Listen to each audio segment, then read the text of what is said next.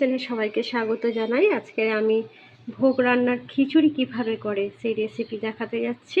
আপনারা দেখুন তার জন্য কি কি উপকরণ আমি নিচ্ছি।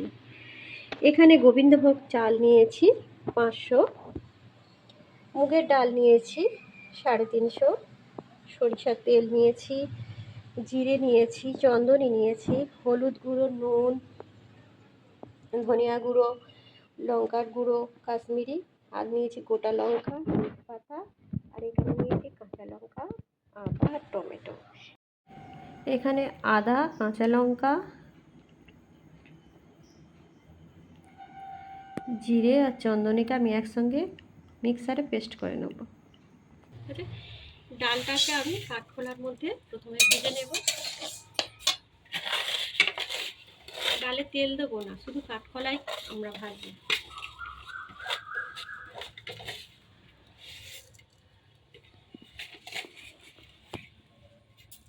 ডালটাকে এই কাঠখোলায় যদি ডাল ভাজে, খিচুড়ির ডালে একটা দারুণ গন্ধ হয়। ডালটাকে কাঠখোলার মধ্যে একটু ভেজে নেব।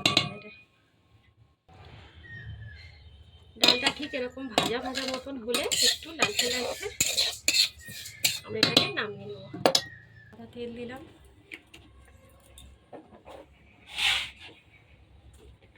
এখানে আমি কিছুটা আলু ব্যবহার করেছি। আলুটা হচ্ছে আপনারা খিচুড়ির মধ্যে দিতেও পারেন, নাও দিতে পারেন।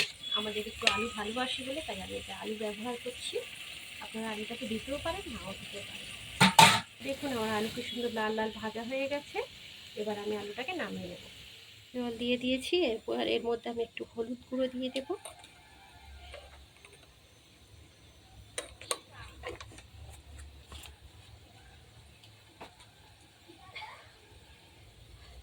আর সেই ভেজে রাখা ডাল দেবো। ডালটা কিন্তু আমি ধুয়ে নিয়েছি। ডাল কিন্তু আমি ভাজার পরে একবার জল দিয়ে ভালো করে ধুয়ে নিয়েছি। আপনারা কিন্তু জল দিয়ে ডালটাকে ধুয়ে তারপরে দেবেন হাঁড়ির মধ্যে।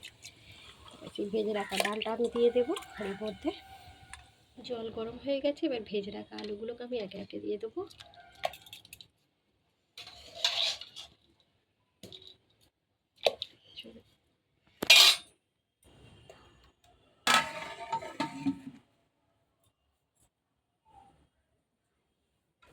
ডালের মুখ কেমন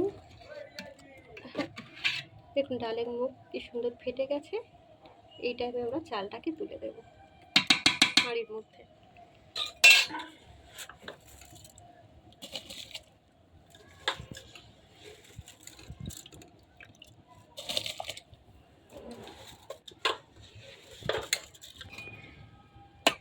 চালটাকে তুলে দিয়েছি, নেড়ে দেবো, হতে দেবো ভাতটাকে, খিচুড়িটাকে হতে দেবো।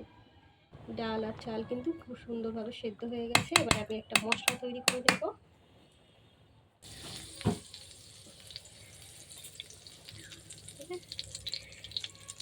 এবার আমি কড়াইয়ের মধ্যে সরিষার তেল দিয়ে দেবো। দিয়ে দেবো কিছুটা তেজপাতা, শুকনো লঙ্কা,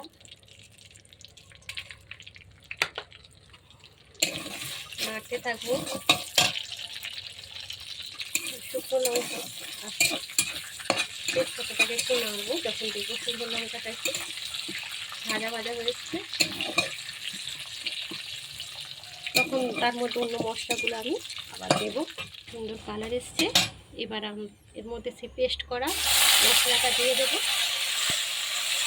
আদা বাটা, কাঁচা বাটা, চন্দনী আর যে মশলাটা আমি করে রেখেছিলাম,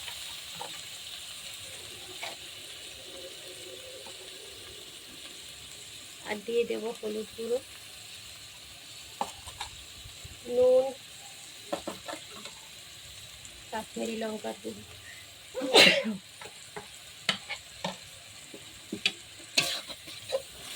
নেড়ে দেবো।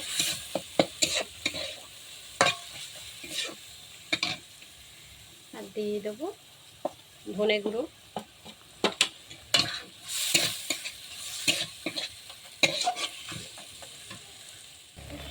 এর মধ্যে এবার টমেটো পেস্টটা আমি দিয়ে দেবো। টমেটো পেস্টটা আপনারা দিতেও পারেন, নাও দিতে পারেন, এটা আপনাদের ইচ্ছা।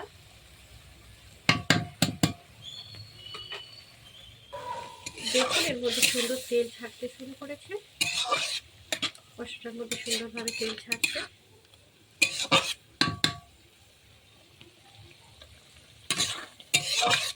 কি সুন্দর তেল তেল মতন হয়েছে, মশলা পুরোপুরি কমপ্লিট হয়ে গেছে। পুরোপুরি আমার মশলা কিন্তু তৈরি হয়ে গেছে। এবার আমি হাঁড়ির মধ্যে দিয়ে দেবো।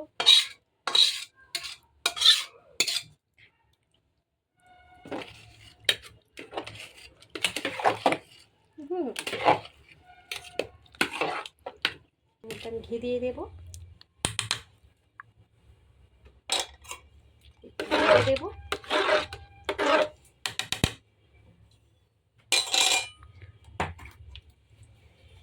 হাঁড়িটাকে আমি একটু বসিয়ে ফুটিয়ে নিয়ে নামিয়ে নেব। আমার খিচুড়ি পুরোপুরি রেডি হয়ে যাবে।